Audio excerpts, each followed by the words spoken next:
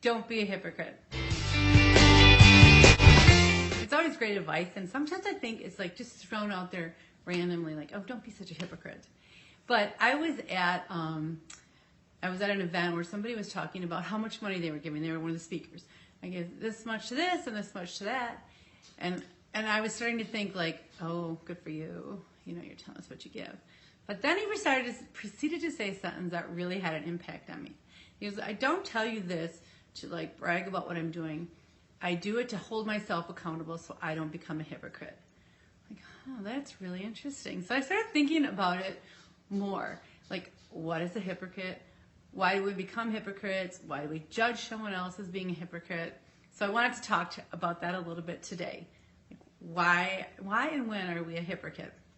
Okay, so I did a little research on it, and it made sense once I read this. Like, when you become a hypocrite, it's because your beliefs don't equal your actions, or your actions don't equal your beliefs.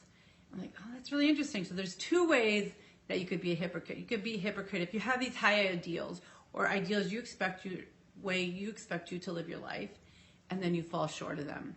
And so you tell others you should live your life this way, you should do this, and then you don't personally do it. Now this can be good or bad, because the beliefs that you have, how people should live their life, could be very beneficial. Like, I hold a belief that people shouldn't drink soda all day, every day, and that's their only meal. Let's say I did do that though. I drink soda all day, every day. Well, does that mean my belief is faulty? No, my belief is good. Don't drink soda all day. It's that my actions don't meet my ideal of what the belief should be. On the other hand, there's another way you can be a hypocrite, and it's where your beliefs don't equal your actions. This is confusing. I have to think about it because I read this. I'm like, you just think of being a hypocrite as, I think the only way we think of it is that our actions don't equal our beliefs.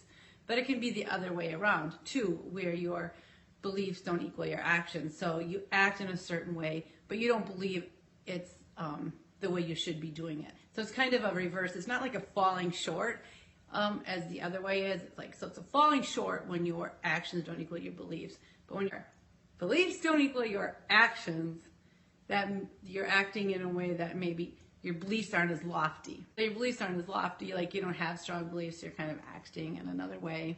So be a hypocrite then. So now how do you avoid being a hypocrite? So then there's two ways to avoid it. You can always have your actions equal your beliefs. The beliefs that, and I think in order to be a hypocrite to the outside world, your beliefs have to be known. Like, I believe that we should never ever drink soda. Let's just say it. Not my belief. But then everyone catches me like sipping soda, then I'm a hypocrite to the outside world. But I believe you can also be a hypocrite to yourself. Like, if you have these beliefs and standards and you fall short of them, you're kind of being hypocritical. Like, if you believe this is really good and everyone should do it every day, like, for example, let's talk about like stretching. Because I feel like I'm a hypocrite about this to myself even. Like, I really believe it's a good thing and people should be doing it every day. I believe that. Because if I start doing that every day now when I'm 80, I'm going to be a lot better off. But I fall short. So I'm kind of a hypocrite to myself because I'm falling short. So I think you can be an external hypocrite, but you can also be an internal hypocrite. The other way you can avoid being a hypocrite is having low beliefs. Like, your actions are just whatever, your beliefs are whatever your actions are. So let's say if I drink soda every day, then my belief is everyone should be able to drink soda every day. So I'm not a hypocrite. I just have kind of lower standards of belief. Isn't this way more than you ever thought? When somebody says, oh, don't be a hypocrite, it kind of comes in and out. But if you delve into it, it's, I think, very intriguing. So what causes because I think the key way that we see someone being a hypocrite or our own self is when our actions don't equal our beliefs. When we have good beliefs, they're solid beliefs, they make sense, but we fall short. Well, what causes us to fall short? One can be like, one reason that we might fall short is because we don't put the time or the effort into it. So like for myself, if I believe, which I do, that we should stretch every day, but I don't make the time or the effort for it, it's a good belief, but I'm falling short because I'm not making it a priority.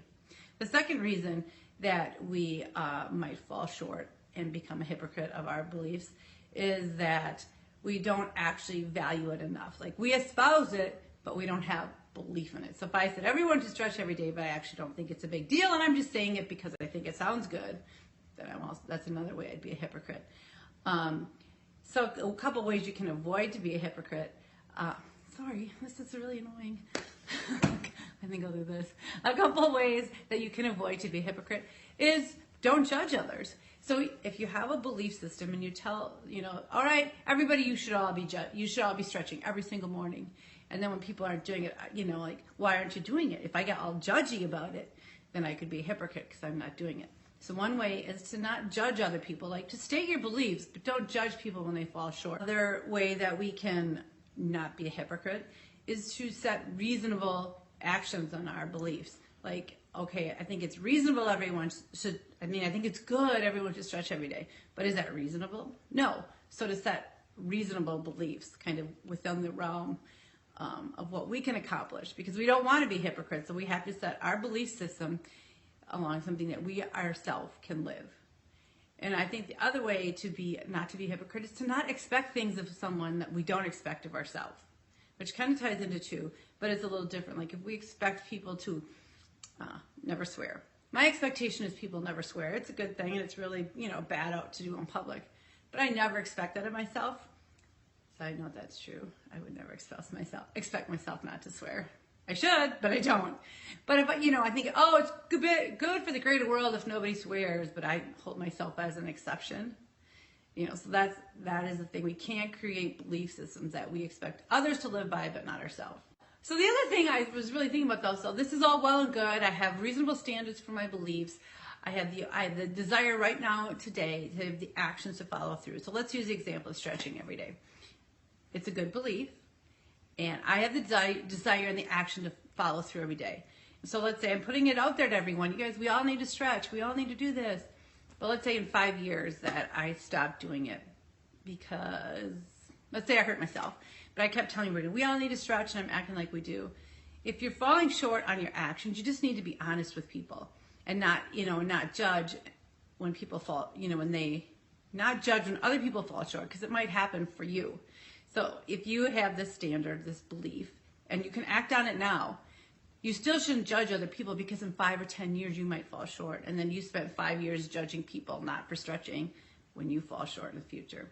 So when you do fall short, just be honest before you fall short, and all along the way, never judge others. And I guess the key is to try to set our beliefs in a way that we can live by, set our beliefs by action that we're willing to live by, and to not judge others. The reality is, again, most people are trying to live their best life, and when they fail, they feel worse about it than we do, and we should never judge because we might be in their position. Anyways, it's a little bit of a wide-ranging discussion on Don't Be a Hypocrite, but I hope it kind of spurs some thought in your mind. When are you a hypocrite? When do you judge others to be a hypocrite? And what can you do to avoid it? Kind of interesting. All that out of one statement. All right, so our flamingo lingo of the day is don't judge your flock. So let's focus on, to wrap up, let's focus on hypocrisy. How do we avoid it? What belief systems do we set? Don't set a belief system that we can't live to, and don't judge others. It's okay if you have standards for your life and you live it and hope others follow you, but when they fall short, don't judge, because you might be the same.